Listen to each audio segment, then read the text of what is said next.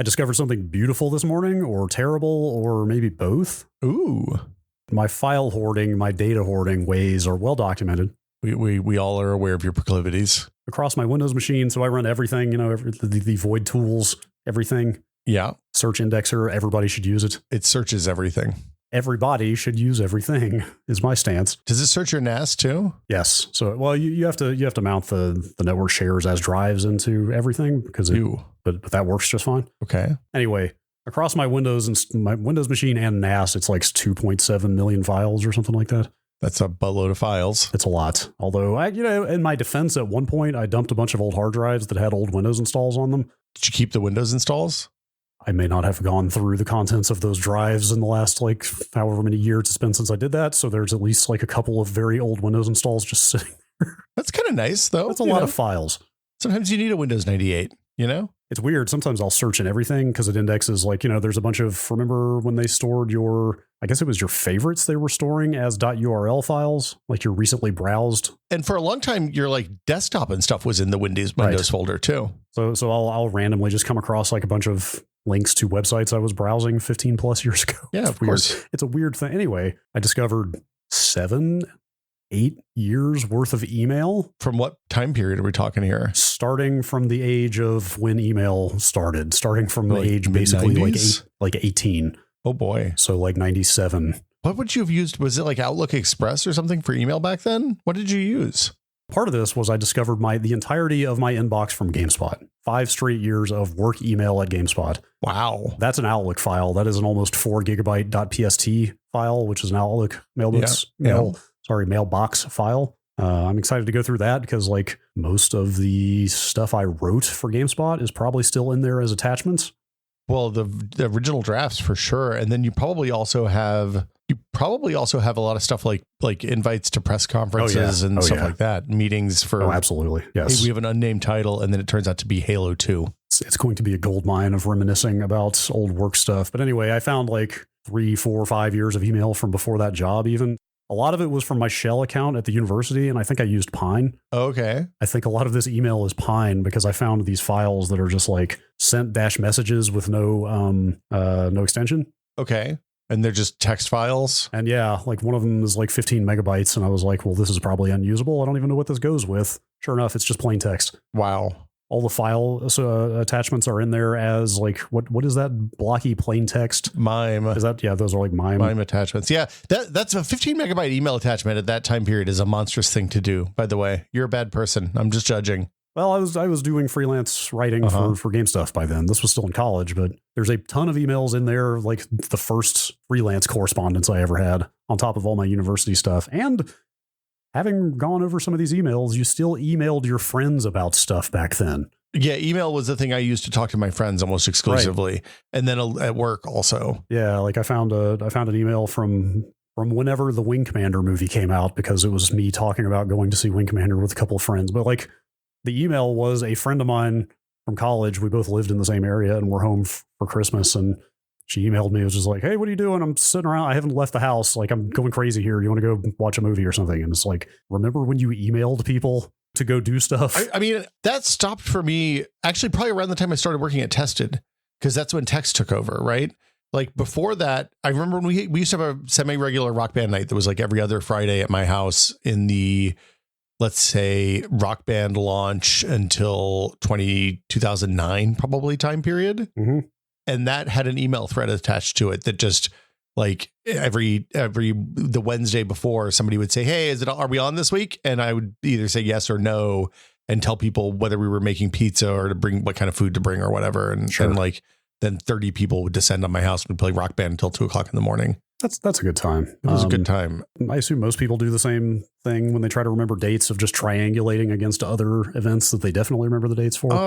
Yeah, probably. Yeah. Because I just looked up Wing Commander came out in March 99. So I can tell you that must have been, maybe that was spring break. I don't know, but it was right before Matrix came out, right? Because that was a May movie, I think. God, yeah, you're right. That was a month or two before that. But anyway, early 99 would have been I think ICQ was probably just really starting to take off. IM was not quite a thing yet, right? I think that's probably about the time I got on ICQ. No, I'd been using ICQ for years by that point. Okay. So I started with ICQ while I was still in college. And by 98, I was out. By the middle of 98, I was out. In fairness, I have an 8-digit ICQ number, so maybe I was a latecomer. Oh, yeah. See, I'm a 5 or a 6. What? I'm a 6. 112-9645. Oh, I'm 7. Oh, so okay. I had one before that, but I had a bad password on it and lost it. 7 is good, but not elite tier. I had a 6, and then like I didn't use good passwords back then. Who knew? Who knew that assword was not a good password? Sounds pretty good to me. 6 is impressive.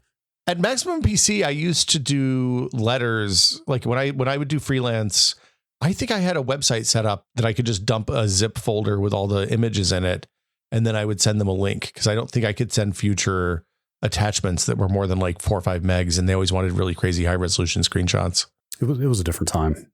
All my email from that era is locked in Lotus Domino files, Lotus Notes files that are on old hard drives in my garage. I bet you could figure that out. I already found an open source utility to open and browse the contents of Outlook PSTs today, so I'm sure that's been handled by now. I bet the kind of people who are really into Lotus Notes probably did not make those kinds of tools, but I could be wrong. That's fair. Anyway, the upshot of all this is I don't recommend reading emails written by your 25-year-old, like not 25-year-old, but 25 years ago self is what I'm trying to say, especially if you were a teenager. Just don't. The thing I'm curious about is if you have the first thing you ever bought on the internet in there. Oh, I bet you do. One of the emails was me emailing my mom asking if anything from buy.com had shown up. Oh, you must have gotten some DVDs. Yes, I think that was right. I'm hoping to see if I can maybe find out what I used to buy like the parts for my first completely from the ground up computer. Oh, there you go. Which was 97. Anyway, it's doing digital archaeology on yourself is a real trip. This is a good hobby.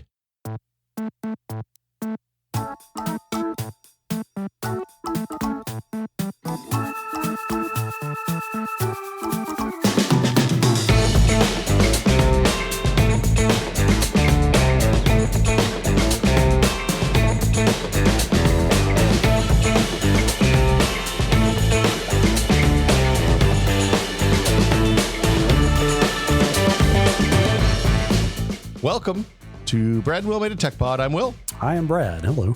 Brad, I'm going to go and tell you I ate too much lunch. What did you eat? I ate, it was purported to be a Nashville hot chicken sando. Ooh.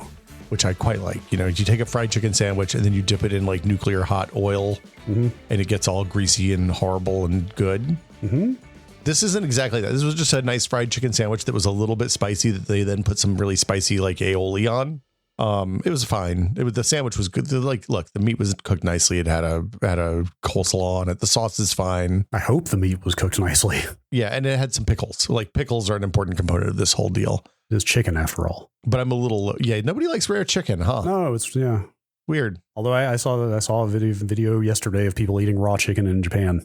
That's a thing people do in Japan. Yeah, I don't know how common it is, but I think it's possible.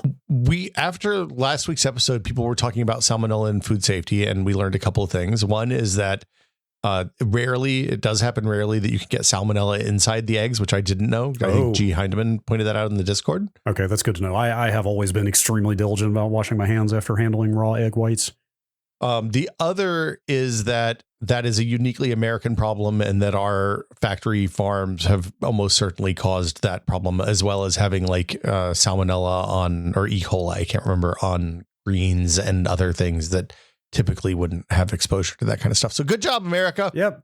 Good stuff. All in the name of efficiency. I think the point is, in Japan, chicken is farmed a little bit differently, and maybe it's okay to eat. Maybe it's less of a problem. Yeah. Like I have heard of pork sashimi before, but they have like a special process there, which is maybe not something you want to think about. Well, the thing about pork is everybody's always worried about trichinosis, which is why the recommendation is 165 degrees. But nobody's gotten trichinosis from pork in like 75 years. Interesting. In the United States, almost all trichinosis cases are from game meat, so elk and stuff like that is my understanding. That's what America's Test Kitchen said when they recommended a controversial 135 Fahrenheit pork chop cooking temperature, which it turns out makes pork chops delicious instead of like hard lumps of coal. So there's our food talk for this week, I guess. Yes, I'm sure. People are probably tired of hearing me say it. I ate horse carpaccio in Japan. Ew. Sorry. I raised horses. I have a hard time with horse eating. It wasn't bad. I mean, the French eat horses too. It's fine. But yeah, anyway. I think there were like people from other companies there, and it was a good idea for me to just go along with things. Look, I don't know why I'm weird about horses. I think it's because we kept them as pets. Yeah, I get it. We had cattle and we had pigs at different times, and like I wouldn't think I slaughtered a pig and will eat bacon all day long. But yeah, the horses, it's weird. Anyway, Brad, what are we talking about this week? What's the topic? You know who will voraciously consume any animal without remorse? Is it Steve Ballmer? It's Microsoft. Yes, I bet Steve Ballmer. I bet Steve Ballmer would eat a bald eagle if it was served to him. Oh man, like there was a genre of short story for a while in the early 2000s that was like novelty protein hunting clubs. And you know where those always end. They start with lions and elephants and stuff, and then it ends with the most dangerous game, Steve Ballmer, apparently. Of course. But yeah, so this like something's cooking at Microsoft these days. Yes, good segue. As have many companies, Microsoft, along with Apple and Google, are quietly and actually not so quietly adding a bunch of kind of, I don't want to say questionable, but maybe iffy is better, AI features to their operating systems. Yes. We just heard that presumably the next version of iOS is going to be integrated with ChatGPT in some horrible way. Oh, I did not hear that. Yeah. Google's putting all their Gemini stuff in Android and on their web stuff. Oh yeah. The AI powered search results on Google have been having a banger of a week.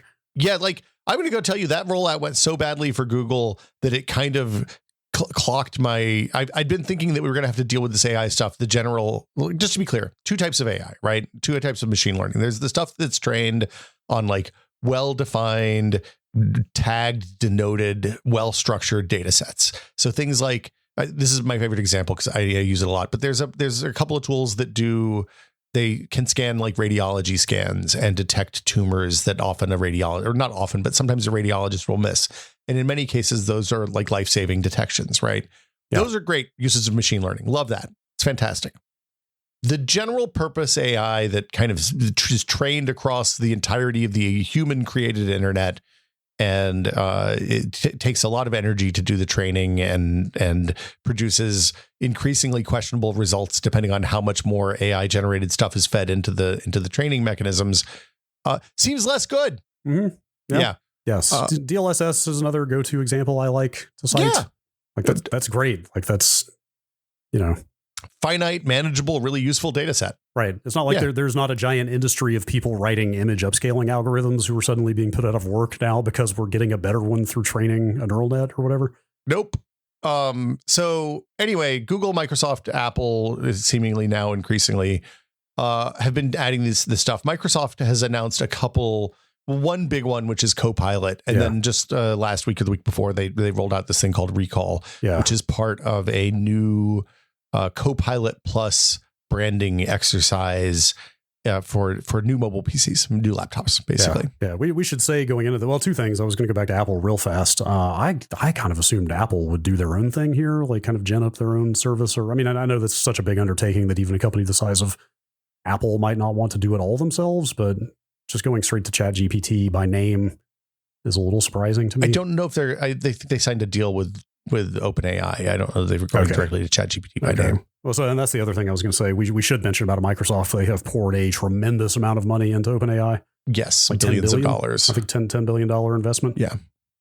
So so Copilot's been around a while. It launched last year. Yeah. Actually, do you remember the GitHub Copilot predated even that? That's been around since, I thought it was sooner. I found 2021 when I looked it up, but that was just the GitHub thing that like generates code for you, basically. Yeah, it's like so they've had it in a couple of different ways. There was a type ahead thing that would kind of predict what you were going to type next for a while, and then it became hey, write me a Python script that sorts these things from A to B. Yeah, of course ChatGPT does the same thing now, so that's not unique anymore. Yeah, it's Copilot is their branding for all of the AI features in all of their products. They're in Microsoft, they're in Windows, they're in Edge, they're in Bing, they're in GitHub, as you mentioned. Microsoft Dynamics, which is a like a data management, a data analysis tool, has it all that. Data warehouse. yeah, I would call it a signature Windows feature at this point.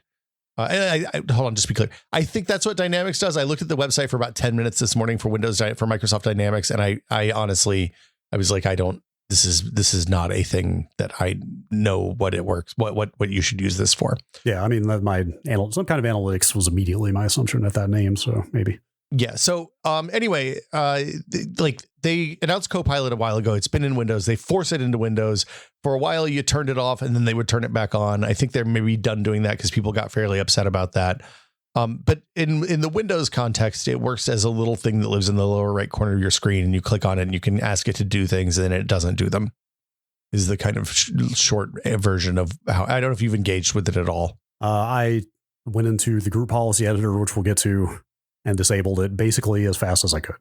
Yeah. So in the interest of trying things and trying new things, I have used it for a couple of things over the last couple months. Yeah, I should let me amend that. I thought I had disabled it, or I did disable it in the policy editor, but it still runs in Edge for me. I can still hit Window C. And it'll just pop up an Edge window with the text field, and I used it. I tried it some this morning, so I guess the actual engine is still running or available under the hood, even if you turn it off in the UI. So this is the thing that I think is causing them problems now with this recall rollout. We'll talk about it in a little bit, but they make it easy for you to hide the button that triggers it, but it's difficult to get it to turn off. And a lot of people, let's table this for a minute. We'll get back to this. It's the Copilot Plus branding is also coming to PCs. It's like a spec basically for their PCs, and it says, hey, you have a certain amount of AI processing capability via what's called an NPU, a neural processing unit, which is capable of doing I think it's 40 teraflops or tops for 40 trillion operations per second in order to run. So the idea is that you can do a lot of the stuff that typically has to be sent up to cloud servers locally on this machine, which is a good thing. I think it offloads the power requirements from the cloud, which is good. It's also nice for the people providing the AI services because they don't have to pay for giant compute clusters. You still have to pay for the energy used to train the algorithms that run, but it does mean that you get a faster, quicker response on the device. Kind of analogous to when Apple added the voice acceleration stuff to phones a few years ago. So instead of Siri going to the internet and coming back and it taking 300 milliseconds, it's basically instantaneous now. Right. They're adding a keyboard key for it for Copilot. Oh, right. Yes. Do we know what it's going to look like yet? Well, there is a Copilot logo. It's going to be the already. Copilot logo. Yeah, that's right. But it's basically it's like two squiggles with blue and pink. Mm-hmm. It replaces the right menu key that Windows keyboards have had forever and no one ever uses. Yeah, I'm not sure I've ever hit. Okay, I'm hitting it now, maybe for the first time ever. Yeah, my keyboard doesn't actually have that. It removed it, and in its place is a function key that lets me adjust layers on the keyboard. Yeah, I guess left-handed people might, if they're left-handed mousing all the time, they probably use the right-handed modifiers. Maybe. I mean, but it's only 15% of the population, so who cares? Sorry, lefties. Woof. You can, for what it's worth, you can reassign key functionality in Windows pretty easily. Yeah, it's funny. I actually dug into where the key was coming from and whether they're just remapping. It's unclear whether it's getting a different Unicode entry, but also it functions if you have a keyboard or a device that doesn't. If you really want the functionality, you can just bind a key to Windows key plus C, and that'll have the same effect. Yes. In order. Let's see, their pitch is kind of anemic, I would say, in general for Copilot. When you go to the Copilot page, it just tells you it's going to make your computing easier, and it doesn't really give you some concrete examples of them, of the ways it's going to do that. I found that to be the case in a lot of the pitches I read for the whole Copilot Plus initiative, and a lot of other AI stuff for that matter. They are often pretty short on concrete examples of what you're going to do with it. Yeah, I think that's if you look at the Rabbit, the failed AI hardware devices, like the Rabbit and the I can't remember the other one, but the pins that you put on your shirt that are supposed to replace your phones and just do things for you. They all are very similar. Or alternately, they promise something really specific, and then when they actually ship the hardware, it doesn't do the thing that they promised. Yeah. It's so anyway. it's anemic pitches. When I looked on the internet for stuff that like things people are using this for, the first article that I got was about a 7,000 word article that was just the bunch of the repurposed, written in slightly different variations of, you can use it for data analysis or you can use it for writing first drafts. But like that said, across 25 lists of 10 items each, that was just like machine generated search engine spam. So, I mean, I think maybe we're doomed. Yeah, probably. The next thing was Computer World's article titled 7 Ways to Use Copilot Right. It starts with how to turn it on, recommends it for reverse image search, which you can already do using TinEye or Google Images. It says that it's nice for writing a bad first draft. If you have writer's block and have a hard time looking at a blank page, that I can actually kind of see. And then it warns you that it lies a lot and also that it's less useful than it used to be, before closing with, here's how to hide it so you don't have to see it anymore. Yep. And that was the closest I could find to like a, hey, here's some tips for using Copilot. So, it's going to be an interesting next couple of years as these things, as the rubber meets the road on all these features, they really get out there wide. And we see how much people actually find them useful. And like, it's weird because usually when there's a big new Windows feature, like when Apple does a new Photos app, the first thing you see is all the Mac sites jamming out, hey, here's 10 secret hacks for the Photos app. And maybe those stories don't get search traffic anymore because of the proliferation of machine generated garbage on the web. But it was shocking to me that I couldn't find any actual like, hey, here are some Copilot tips that seemed substantive. And it's possible I didn't dig deep enough. I spent like 45 minutes looking for stuff and nothing seemed good. Sure. It doesn't seem to touch GPU utilization. It doesn't at all, which means it's all going to the cloud and back. And in the little bit I tried it this morning, I had Task Manager open. I GPU usage was sitting at like 1% the whole time I was asking it things. So it does seem entirely off site. I wonder on the scale of something like Windows I know Windows, the install base has dropped somewhat, but it's still billions. Right. It's an enormous number of people. Like, I wonder what the economics are of supporting this for quite a few people who are not even paying for Windows. Like at some point, does this stop being sustainable? I mean, and I guess also I wonder what the graph looks like for the cost of computing this stuff in data centers. I don't know if and when that starts getting a lot cheaper. Well, so there's two sides of that question. One is if Microsoft was paying for data center usage, compute in data centers the same way that you or I would pay for compute in data centers, I think this is prohibitively expensive if people actually use it. The other angle is that Microsoft is their big chunk of their business these days is the Azure Compute Cloud, which includes both CPU, GPU, and Xbox instances.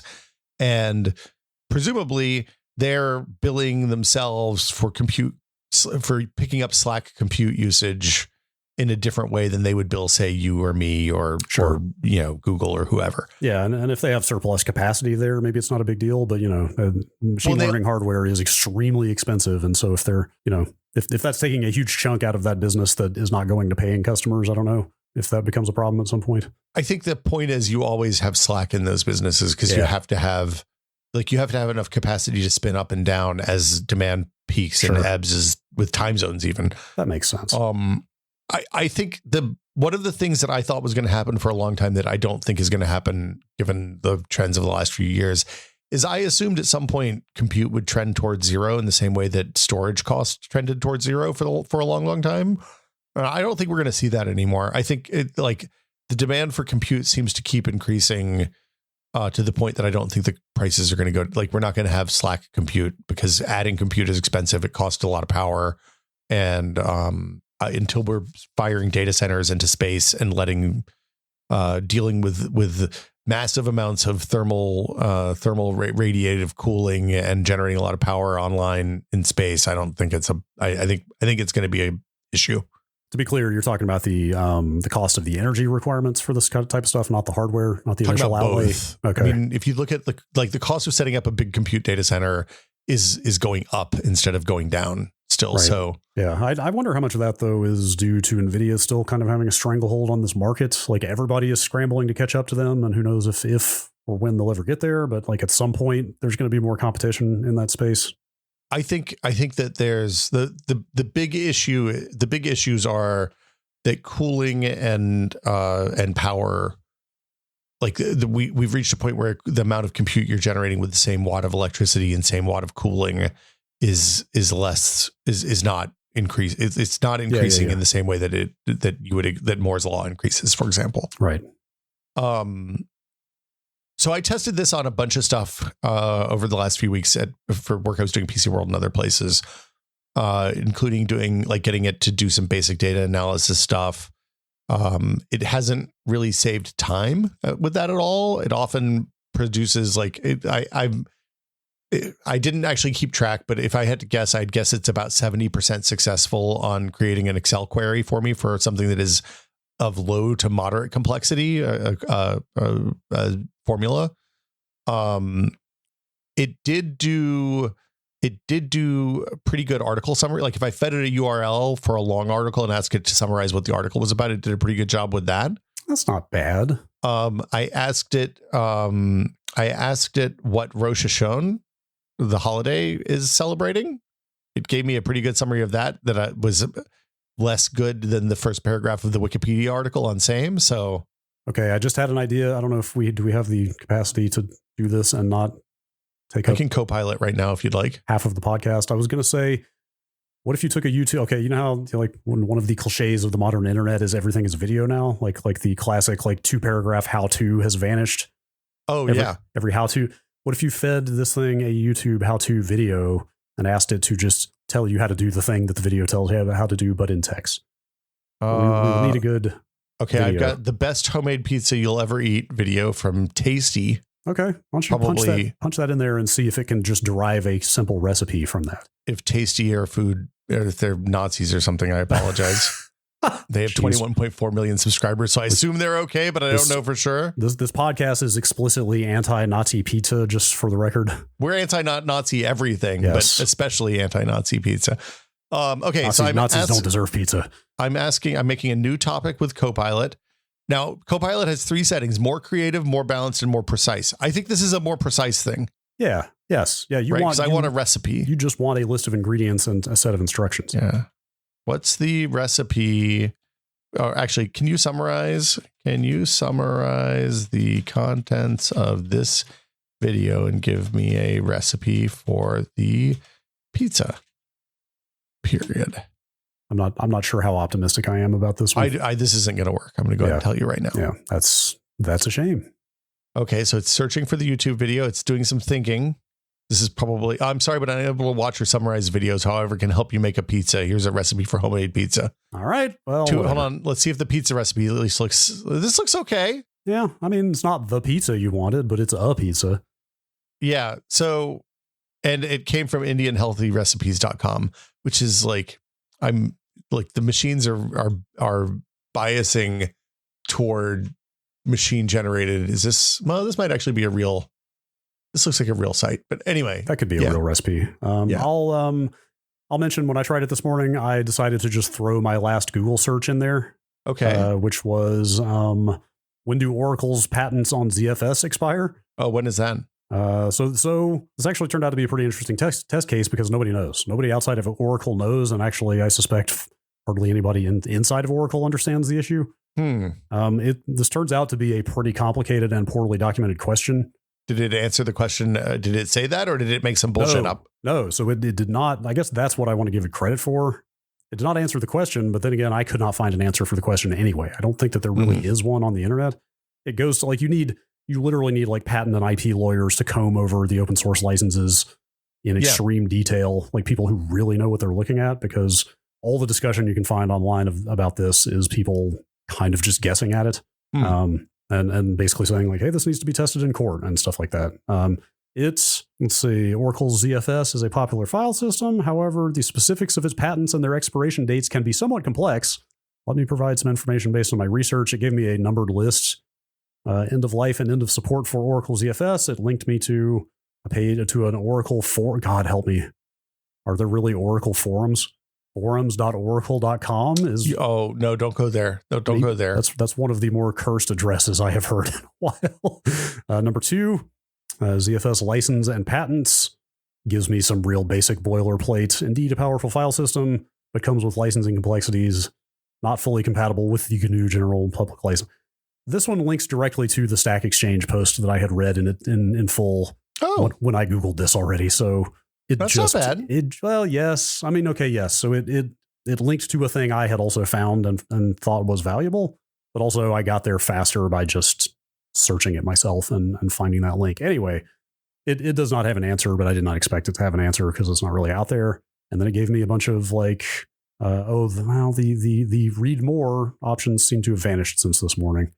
But there were options like, can you explain more about the licenses used in the software? And I hit that, and it came up with a pretty good breakdown of the GPL, I guess. So it's not nothing, but also okay. And at the end of this breakdown of open source licenses, there are more options like, how does the Apache license compare to the CDDL? One of them is just, thank you for the explanation. Should I thank Copilot for explaining this? Don't thank the machine. I want to click thank you for the explanation and see what happens. So, okay, I asked Copilot a question. I said, is Will Smith from PC World doing anything else now? And it said, Will Smith, the Twitch streamer and longtime tech nerd, pretty good so far, has been up to a few interesting things lately. Let me share some details. Gaming PC build. Will Smith collaborated with PC World to build a new superpowered gaming PC. The whole paragraph on this, all actually correct. I think summarized from the PC World article about my PC build from November 2023. Number 2, Undawn game. Will Smith was featured in Tencent's open world survival RPG called Undawn. In this game, he plays a survivor named Trey Jones. Undawn features dynamic weather, a huge seamless map, base building, factional combat, and 50 types of vehicles. Will's character serves as a tutorial guide for players in the game. Unfortunately, Undawn launched in June 2023, but didn't gain much traction and is already considered dead in terms of player interest. Ouch. It's great to see Will Smith exploring both gaming and virtual worlds. Is it? The Copilot, do you really think that yourself? I don't think so. That seems like a very judgmental, subjective statement to make. So I asked if he's still streaming on Twitch. He said yes. He did mention also Copilot did also mention that there are no reported incidents affecting Twitch's system performance, which I thought was kind of an odd non sequitur, but works. And then I followed it up with, why did he slap Chris Rock? And then it gives a nice summary of the 94th Academy Awards incident. Because it has no context that I'm a different Will Smith than that Will Smith. Yes. I just asked it, why did I leave Giant Bomb, and got a 5-paragraph breakdown. That's there you go. Frankly not terrible, but all of this just reinforces my assumption that this is the same thing Google is doing, right? It's just trying to summarize a bunch of web search results in natural language, and that's kind of it. Yeah, it's complicated math that determines which words go next to each other in order based on the context of the words that came before. Right, but what I mean is the information, all it's doing is regurgitating existing information. That's it. Yeah. So speaking of legal ramifications, which we mentioned a minute ago, there are some IP and legal ramifications from using AI that people are concerned about. This is one of the things. This is one of the main reasons, if your IT department has said, yo, under no circumstances should you use ChatGPT, they're probably worried about one of two things. And those are? Well, one of them is data leakage and the other is copyright ramification. I was not familiar with the phrase data leakage until we did this, and ugh. Well, it's like a Lestra for your company. You know what I mean? Do I need a data diaper? No, we don't need diapers. Data leakage is the idea that when you feed data into one of these general purpose AIs, either the queries the prompts that you request, or the data that you pull from those prompts are used to train future versions of the model. Yeah. So then the things that you ask about will end up, and the answers that are generated will end up in the future versions of the model, which obviously if you're working with like siloed data in your corporation where some departments can know about stuff and others can't, or you have proprietary information that you don't want to go outside of your corporation, this is obviously bad for a multitude of reasons. Yeah, I am familiar with that concept, but I feel like the term data leakage doesn't sound malicious enough. Like leakage sounds like an accident, whereas this, I mean, that's entirely malicious, or that's entirely intentional on the part of whoever's running that service, right? Like they control whether they subsume that data into their model or not. Yes, exactly. In this case, on the data leakage side, at least, Microsoft explicitly says Copilot isn't trained on data that's in your Microsoft silos or your prompts for the Copilot service. And that's specifically in response to Microsoft 365 customers, which are as I understand it, the people who are licensing Office and related services from Microsoft. Yeah, I mean, you have to decide for yourself how much you trust their disclaimer here. But I mean, a publicly traded company this big enough and with this big of corporate contracts, I have to assume is pretty on the level about this. Well, yeah, anybody who's been an admin for even a small Microsoft company that runs Microsoft stuff, like they're pretty good about setting up data stores and letting you set up data stores and data silos for the different parts of and groups within your company. If you have your organization perm set up right, this presumably this should carry over to this. To me, the benefit of being able to ask it whether Will Smith slapped Chris Rock at the Academy Awards is pretty, you're adding surface threat and surface area to your data loss and data leakage front without getting a whole lot of real obvious benefit. But maybe that's just my take. I'm sure people let me know in the Discord that I'm wrong. Yeah, just we've probably said this before, but don't feed sensitive or proprietary information into these sorts of services as a rule. Like you see people all the time out there saying like, "Oh, I had this contract from work in to get it to summarize something," or like I put some of our closed source code in here to get it to look for bugs. Or it's like that's a bad idea. That's probably grounds for termination. Well, yeah, I mean, it depends on the company and it depends on the policy, but like. The Copilot thing specifically is set up so that that should be okay in the context of your thing. Yes. Yeah, but it's not always going to be across every service. Yeah. The other thing that people are concerned about, that the lawyers are concerned about, is the copyright ramifications for this. And this is a place where there have been rulings by the organizations that control copyright in multiple different countries, Australia, Germany, United States, a bunch of others, have all said, hey, one of the defining features of copyright is that it has to be created by a human, right? Machines can't generate copyrighted generated works. We had a case in the US a few years ago where somebody tried to copyright a painting that a chimpanzee did. And the courts were like, no, chimpanzee's not a person. You can't copyright a chimpanzee's painting. I mean, if the chimpanzee itself wants to file for copyright, then maybe. Chimpanzee's not a person, Brad. That's in the eyes of the law. That's just how it is. I'm sorry, chimpanzees. Fair. It's not my words. But this is the kind of stuff that has to be decided in court in a lot of cases. Yeah. So there's questions like the idea, if you trained, say Disney trains a model on the music that John Williams created for Star Wars, right? If that model creates a derivative work that's entirely based on the work that was created by a human, does John Williams and the work for hire contracts that he did that probably assigned copyright to 20th Century Fox and then Disney, does John Williams retain copyright on that? Or does Disney retain copyright on that? Or does nobody retain copyright on it because it was a remix generated by a computer? It's pretty unclear at this point. So that's the other side of the copyright question is that, okay, let's do this in two parts. The reason that's important is if you then go out and build something with that derivative, not uncopyrightable work, right? Say I'm making a video game and I generate all of my textures with DALL-E, right? Or Copilot's DALL-E implementation. And then I've built a game that has a whole bunch of art in it that I absolutely can't copyright. In a lot of cases, like, for example, if I'm building a game with the Doom engine, it's GPL'd, right? If I build textures typically the thing that, like in Doom, the engine you can download from anywhere at this point, and the art is the thing that's copyrighted, and you're not allowed to steal that, right? And the maps and sounds. Yeah, whatever. A lot of services have problems with you distributing things you don't explicitly have copyright or a license to use. Interesting. Okay. And also, you're going to create something that is absolutely indefensible from theft and piracy if you use a lot of machine-generated code in it. That was the ramification I was fixating on, was like, hey, you're going to be putting out something that anybody can just rip the assets out of and redistribute because you don't own them. Yes, that is exactly it. I should have guessed this. I just wasn't thinking about it. It's not surprising that major platforms are also very skittish about engaging in distribution of this kind of thing. So the reason major platforms are skittish about it is because the other side of this is unclear, is that if, say, Lisa Frank, whose work definitely is in DALL-E and the other Midjourney and so forth, Midjourney and the other generative things. Because if you type, a picture of Zach from Saved by the Bell in the style of Lisa Frank, if you get 50 things that look exactly like a Lisa Frank picture, right? If Lisa Frank looks at the work that you've done and says, you used my copyright to generate this work with your machine generated code, it's unclear whether she has a legal case or not.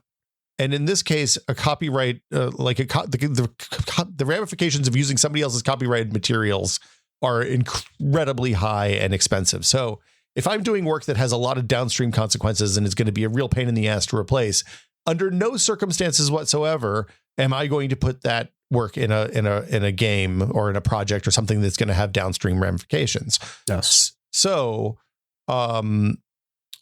it's like, yes, you could use it's way cheaper to generate a bunch of voice text and a bunch of writing with a machine generated thing. But if Harlan Ellison's estate calls and is like, yo, your script for this game infringes our copyright, and he takes you to court, you would have been better off paying the writer for 3 years to write the game than to generate your machine code. Absolutely. Anyway. This is going to get very interesting as you see game developers online talking about, without necessarily citing a lot of examples, but basically saying like, hey, just so you know, like a lot of major publishers, a lot of major developers are already using this in some capacity. Like, well, I don't know of a lot of specific examples. Like Foam Stars came out, and I believe it was just like some in-game posters were AI generated. It was, or maybe CE covers or something. Like it wasn't a lot, but at some point, it feels like there's going to be a test case for this at some point where something egregious happens and some consequences come due.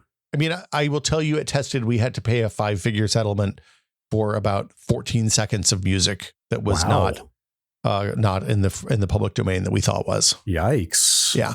And that was for a video that we did not make $15,000 on, just to be clear. Yeah, I believe that. The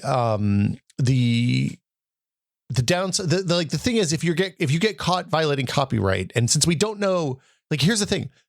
OpenAI's policy is that generating these models on the web, just the reason we're talking about OpenAI is because Copilot uses GPT and DALL-E, OpenAI's text and image generation modules, respectively. Their policy is, hey, we're just scraping the web. We're not violating people's copyright. That's what they say, and that's what they think. Clearly, Microsoft thinks the same thing. It is totally unclear. And when the bill comes due, it's not going to be Microsoft and OpenAI that are paying it, or they'll be wiped out. OpenAI will be wiped out, and Microsoft will pay a giant fine. The thing that you make with the derivative works is the thing that will have an issue. So if you're reselling something, if you're creating something, if you're doing work for hire or whatever, be careful. Is that kind of precedent retroactive? Do you know, like if the landmark ruling comes down in 2 or 3 years, that everybody will sue anything that's still for sale, right? Like you don't have a defense just because you released your derivative, your infringing work 2 years before the ruling or something. Honestly, right? It feels like OpenAI's entire strategy is to make this so vital to the way people work and do business that it will be too big to fail by the time it gets to courts. We shall see on that one. Before we move on, are you a stealth Saved by the Bell fan? I like Saved by the Bell. That was an oddly specific reference. For example, Saved by the Bell has Lisa Frank, like the interstitial shots are Lisa Frank shots. Oh, really? I don't think they actually are. I think they're just inspired by it, but they're like, okay. Yeah. I did not. You can tell I did not watch a lot of Saved by the Bell. Saturday morning, my sister liked Saved by the Bell, and I was the right age to be sitting at home on Saturday mornings often, waiting for better cartoons to come on. Funny, as an adult, my Saturday mornings aren't that much different than my Saturday mornings were as a child. That's not such a bad thing. Get up in the morning, watch some cartoons. Nothing wrong with that.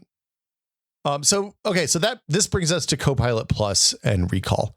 Copilot Plus is this new, basically it's a spec. The long and short is it means you have a specialized CPU, an ARM, Qualcomm Snapdragon 10 Elite CPU, APU, what is it? SoC.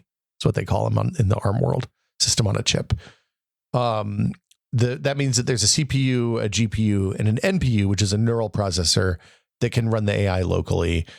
There's a new version of their software that lets you run x86 software on these ARM chips as well. Yeah. So you can write all your old problems. But I think the quote I saw said that something like 87% of the most commonly used applications are ARM native now, including stuff like Resolve and Photoshop and all the big stuff. And that shift is happening fast. The tools have gotten better too. Yeah. We should say real quick for people who don't know, the Qualcomm Snapdragon line is, as far as I know, definitely the biggest mobile CPU on the Android side, or is it basically the only one? Like, are there even other ARM compatible there's CPUs that are not Qualcomm in Android So Samsung phones? Makes their own stuff, Oh, or they that's right. did. I don't know if they still do. Apple makes their own stuff. Yeah, I meant separate from Apple. I meant just in the Android world, because that's what I wanted to draw the equivalence to the Apple A chips, the ARM chips in mobile, and now the M chips, because that's what the Snapdragon 10 Elite is being positioned as a competitor to, or killer of, if you believe certain people. Like, it's basically the Windows equivalent of those super fast, efficient MacBooks with ARM chips in them. Yeah, so the Qualcomm's the biggest, I believe, the biggest of the non-vendor specific chip or ARM chip manufacturers. Yeah. And for like the kind of cadence on the ARM side is that Apple has usually led typically by focusing on something hyper specific that they want to accelerate in their OS, and then Qualcomm lags behind and rolls that feature out in a couple of years, and then it makes it to Android. Yeah. Real quick, one other thing before we just about this Copilot Plus kind of spec before we get into the recall stuff. I would assume that in another year or two, excuse me, there will be Intel x86 CPUs that are also in Copilot Plus PCs, because Intel is adding NPUs to their next line of CPUs, and AMD obviously is doing the same thing. Like, it wouldn't surprise me if this comes to everywhere. But the point is, in order for any of this stuff to work locally, Copilot or anything, you have to have a dedicated processor, a new processor. It's not going to come to your old hardware. Yeah. Although it turns out you can force it on if you want. Yeah, kind of doesn't reminded me of like the NVIDIA broadcast stuff that would only run on, was it Ampere and up, I think, and then 2 series and newer. Yeah, people hacked broadcast to work on older NVIDIA cards. You just paid a huge GPU performance penalty or put a ton of load on your card to do it. Yeah, your 1080 would spin up like crazy. So Copilot Plus, they include the thing that people immediately glommed onto with the Copilot Plus stuff is recall. The promise is pretty straightforward, and it's something that exists on both Mac and PC and standalone third-party apps right now. Maybe not the AI search aspect of it, but like the idea that it takes snapshots of your PC constantly. Like, what if your computer remembers everything you saw or did with your PC, and then could help you find something you've forgotten using the context of the bits that you do remember? Like, for example, hey, can I open the spreadsheet I was working on Tuesday afternoon? Or what was I working on before I found out that Trump was convicted and stopped working and read New York Times and watched the news all afternoon? Yeah, that idea has some appeal. Yeah. Like I don't know how many times I forget some website I read something on that I wish I could remember and don't have a link for. Yeah, and the idea is that you can use like the context cues. So you can say, like, I was looking at a website that had a light background and there was a little girl in a yellow raincoat on the screen. What was the article? And it'll theoretically be able to take you there. I'm absolutely convinced that Microsoft has some enormous set of user data signal in terms of surveys or user expressions of interest or whatever. Because of all the things Microsoft is good at, they're good at collecting user data. Mm-hmm. That shows that this is something that people actually want since they've been working on it. Like there was a feature called Timeline and Task View in Windows 10 that was basically this without the AI component. Yeah, that's I cannot believe I never knew until today that this actually had a name. That's Window key tab, as opposed to Alt tab. There's also a button on the taskbar for it, except I'd turn that off. Well, yeah, the button on the taskbar would show like through time as well if you didn't turn that off. Yeah, so I do have that turned off, but I use Window tab constantly because I use virtual desktops to keep like work and personal stuff separate. For example, madness, absolute madness. Great. Just take that performance hit all day long. Wait, what performance hit? Well, you have like 34 CPU cores, so you're probably fine. Yeah, it's fine. Okay, so how does it work? There's a big article. We'll link it on how recall works. But the upshot is it saves regular snapshots of what's on your PC's screen at any given moment. Like images, we should be clear. Not some kind of abstract data structure. I mean, straight up images of your screen. Well, so the snapshot is an image plus a data structure. Well, yes. So there is metadata to go with it for sure. In fact, you listed some examples like the API. If you set aside whatever privacy concerns around this exists, like the API actually sounds pretty interesting. Like the what is it, like window state, what file you have open, where you are in the file, stuff like that is some of the metadata it's attaching to the snapshots. Yeah, specifically they even listed several other examples, like if you're in a music player app, it will know what playlist you are and what song you are at the time that screenshot was live, stuff like that. It's called user activity is the data that's associated with it. And there's this whole series of APIs for that. Yeah. But the point I wanted to make, though, is there is a literal screenshot for every whatever the interval is that it's taking these samples.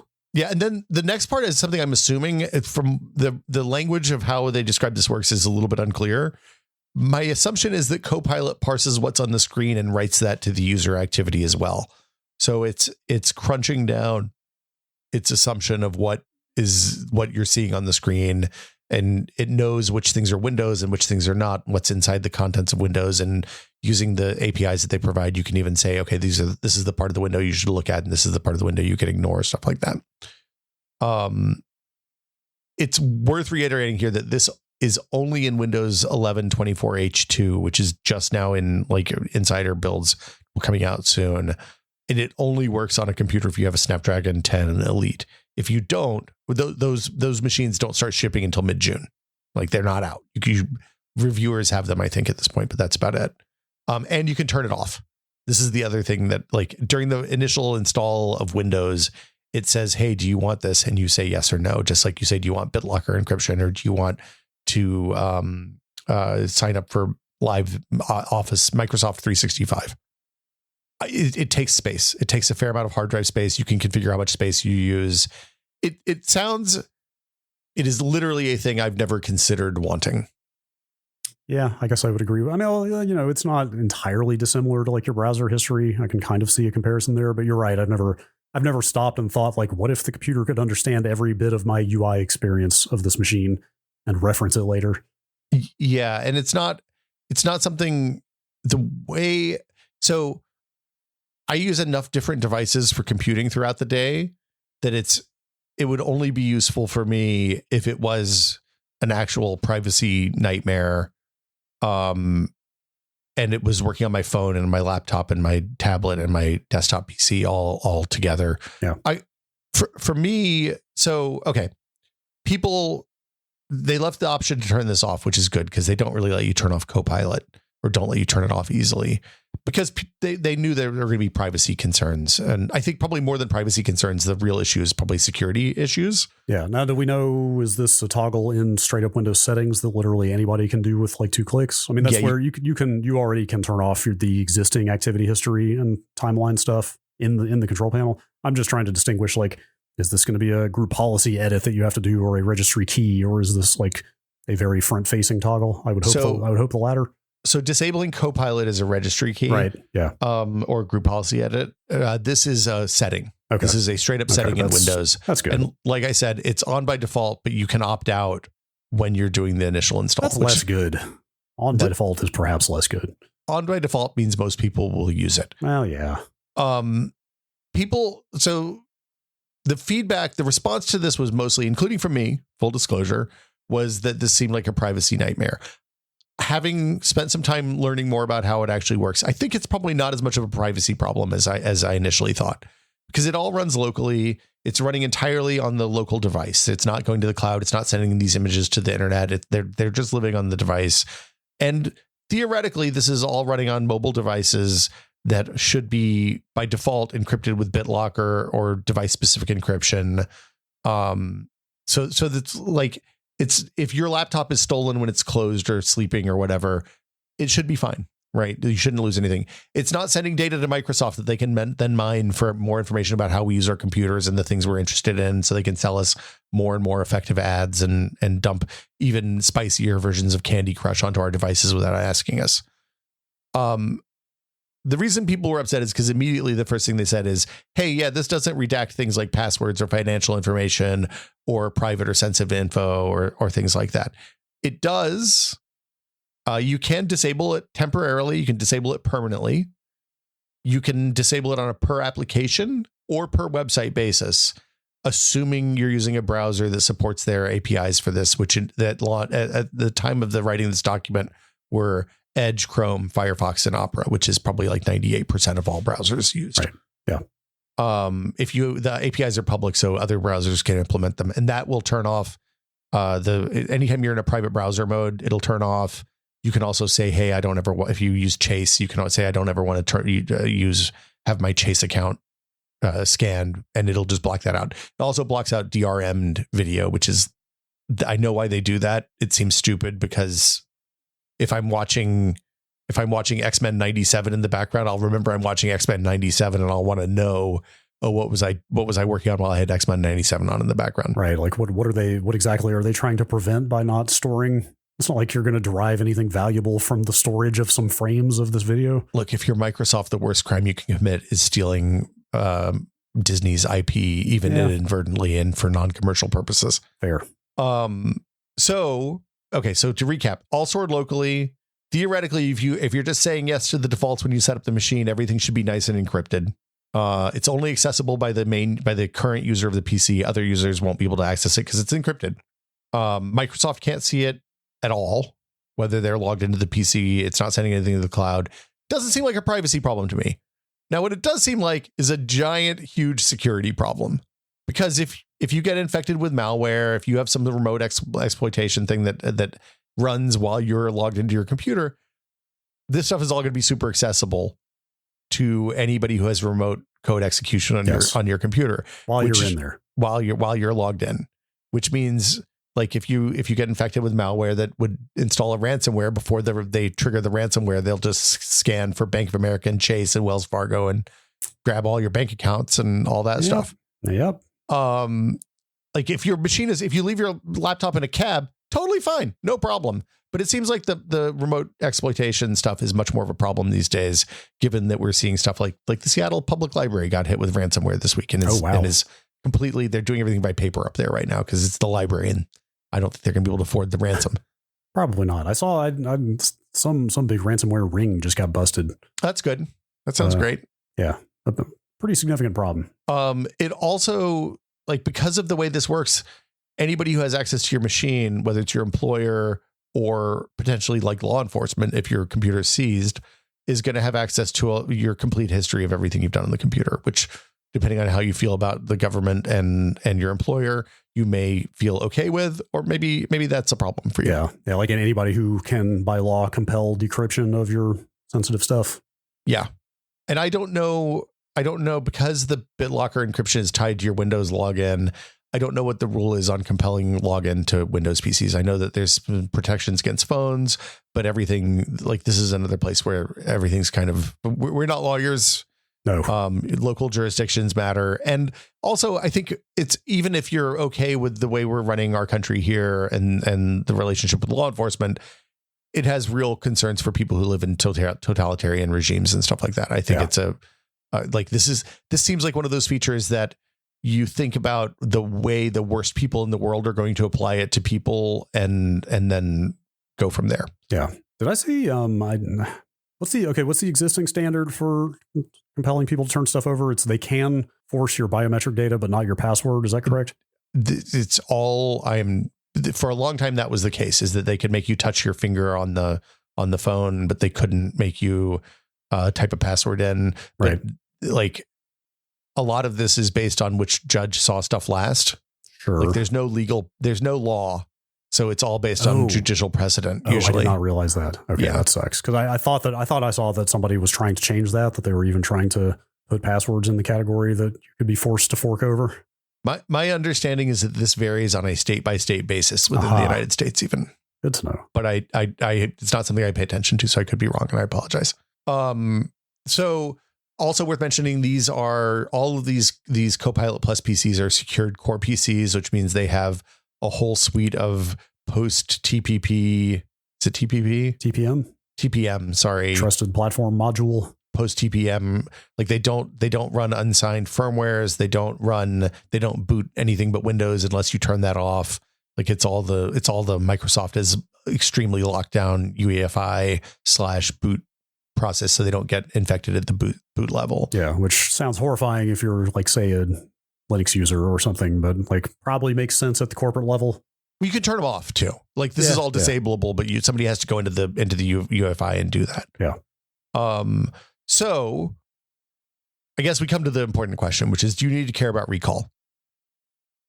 I think probably not, at least for right now, mainly because it's only going to be on this limited run of hardware. Like we're talking about new $1,000 ARM laptops that are coming out next in June of 2024. It'll eventually roll out to the other hardware. Like you said, I think AMD and Intel will both provide NPU type processors in future CPUs, but they haven't announced. My guess is that we're going to be talking about this weekend at Computex, but I could be wrong. Sure, I could see that. I mean, I tend to agree with you. The fact that it's this easy to disable it kind of helps. I still wish it would ship off. I wish it was an entirely opt-in feature. Yeah, for me, I think it's one of those things that if they had done a little bit more legwork to make it a little safer, I think I'd feel better about it, right? So, for example, if the documentation as I read it implied that it's encrypted because encryption is on by default for this class of PC. So you have to actively turn BitLocker off or the device specific encryption off. Now, that's great. But that means if it doesn't say that recall won't run if you're not on an encrypted drive. And if that's the case, then that means you're walking around with an unencrypted hard drive that's full of everything you've ever done on that computer for however much space you have.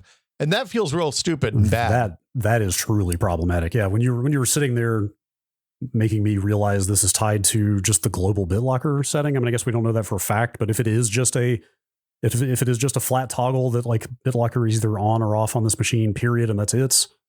It's not like a hey, just leave encryption on for, or maybe it should be mandated. Maybe like this should never be allowed to be mandated. Unencrypted. Yeah. I mean, that's absolutely the case, but we don't know if that's actually how they set it up or not. And the docs, I looked at both the developer docs and the technical paper as in addition to the consumer facing stuff. It's not clear at all how this is implemented. That's not great. It feels like more well, and also it's worth saying it would be okay if it was encrypted inside the encryption even, right? So like if it has its own key, it's separate and it's not really user accessible except for through the main interfaces. That's a better solution, I think. Yeah. I mean, this is definitely better than the way that social media was portraying this feature, which made it just sound like a giant folder full of JPEGs. Yeah, I like overall my take on recall is that it doesn't seem like it's as bad as social media made it out to be. I think Microsoft should absolutely have shipped a default block list of applications that contain information that shouldn't be scanned. Yeah. So it should have all the common password managers and all of the bank websites and all of the this is a very tractable amount of data for a company the size of Microsoft to collect and maintain, and should be fairly straightforward.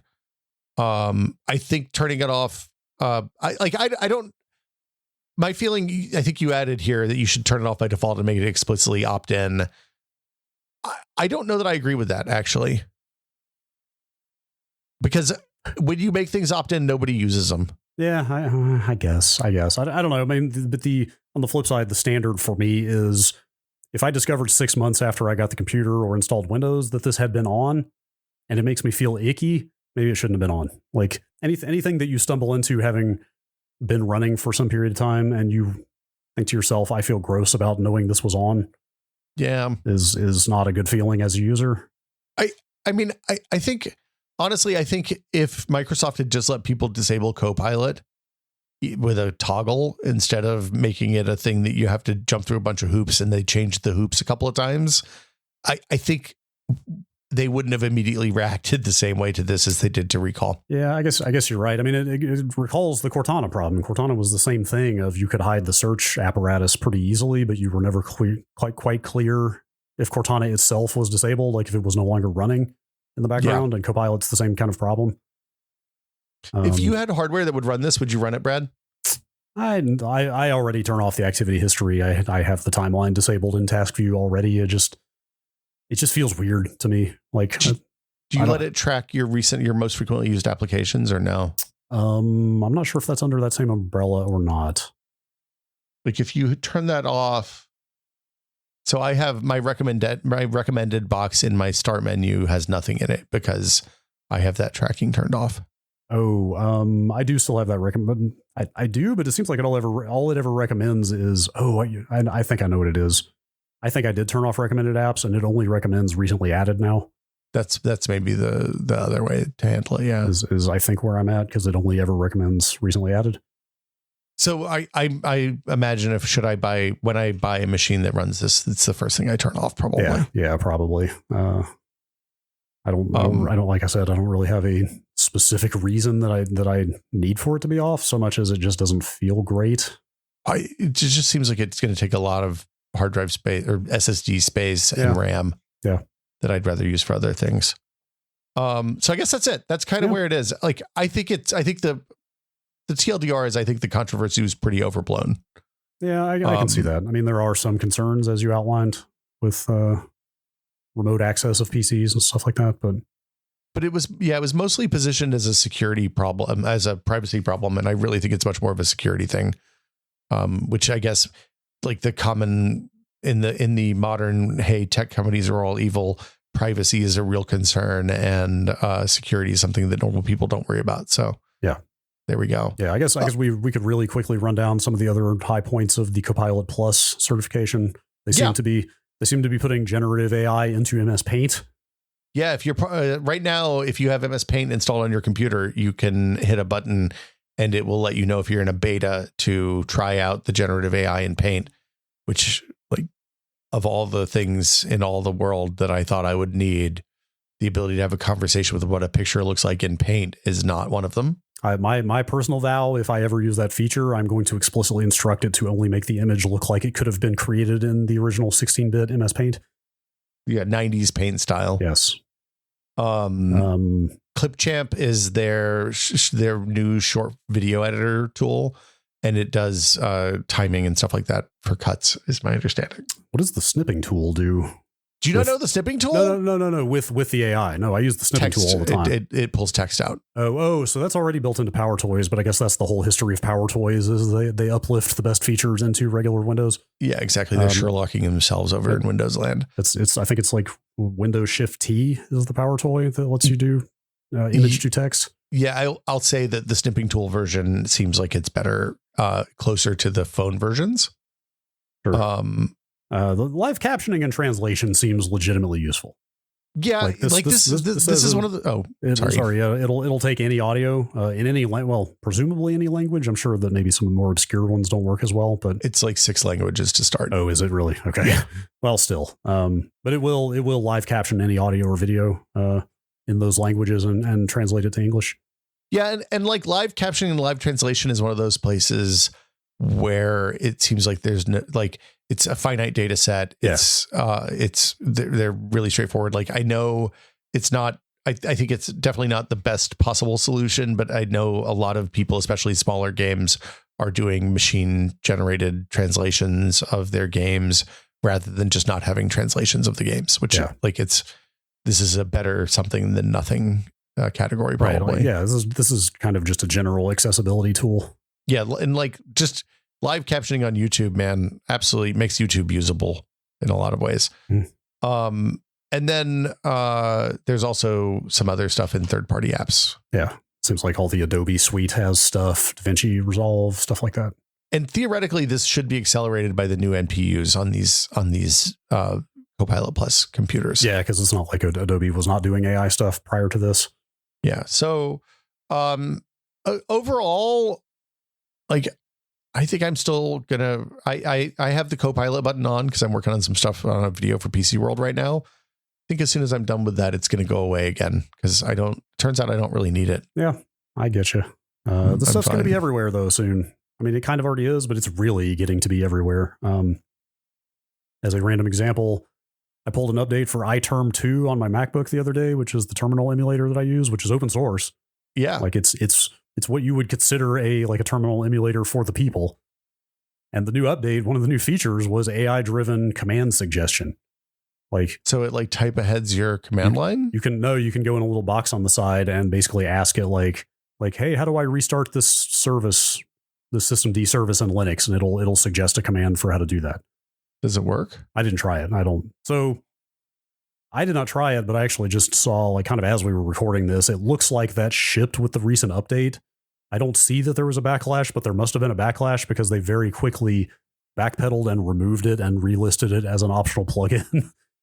That makes sense. So I'm guessing it did not go over well, or there was some other technical reason, but they pulled it out of the thing. But again, that's like, I term too, it's a free open source thing. It's not like some big business initiative from Microsoft, right? And even stuff like that is starting to integrate AI suggestion stuff at this point. I mean, for me, there's a couple of big questions. One is like, what's the cost, both in terms of money and like, because right now, you know, your GPT queries and your Copilot queries are funded by Microsoft and Andreessen Horowitz and, you know, giant multinational corporations and startups with billions of dollars in the bank. And I don't exactly understand where that money's coming from when the piper comes to pay, or I can't remember what the phrase is, but when it's time to pay the piper. Yeah, when it's time to pay the piper. That's it. Thank you. And I don't know, like, I don't have a good sense of what it costs. I also don't know what the environmental cost of all this stuff is, because there's an enormous training cost to train these big models. There's also a fairly substantial cost to running queries on the cloud, especially for image related stuff. Whether parsing is I don't know whether parsing is less expensive or more expensive than generative queries, but I know that when I run a generative query on a 4090 here, it takes 20 seconds with the GPU running full bore. So, you know, it's not inexpensive in terms of energy use. And if we're doing billions of these queries a day as a society, you know, there's a cost to that. And I don't know that the benefit we're getting, like, I don't know that teaching machines to lie is worth the benefit of the increased productivity we're getting from it. So anyway, I don't think there's a better place to leave it than that. Yeah. We'd love to know what you think about this. This is a little bit of a different format than we usually do. It's a little more topical, but there was a lot of, I was really surprised. I was kind of shook when I looked at the recall stuff to see how it actually worked, and was like, this doesn't seem as bad as it's bad, but it's not as bad as the internet was acting. So yeah. Anyway, as always, Brad and Will Made a Tech Pod is a listener supported show. We wouldn't be here without you, the listener. And confirm.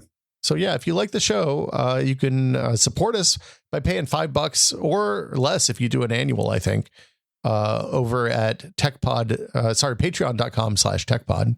Again, that's patreon.com/techpod. And for $5 a month, you get access to the Discord, which is full of delightful human beings who talk about stuff like this all day long. These are the topics. Like this idea, I think this show idea came from a suggestion in the topics idea that basically was somebody who said, hey, Visualizer said, I wouldn't mind an episode about all the new Windows stuff. It's a lot to digest. I was just starting to feel good about upgrading to Windows 11. So it turned out it was a great idea, and there's a lot to dig into. And we started digging into it. Yeah. And we're always on the hunt for new episode topics, and especially stuff people want to hear about. So yeah, please use that channel. We look at it pretty much every week. But if you would like to support the show, again, it's patreon.com/techpod. It's $5.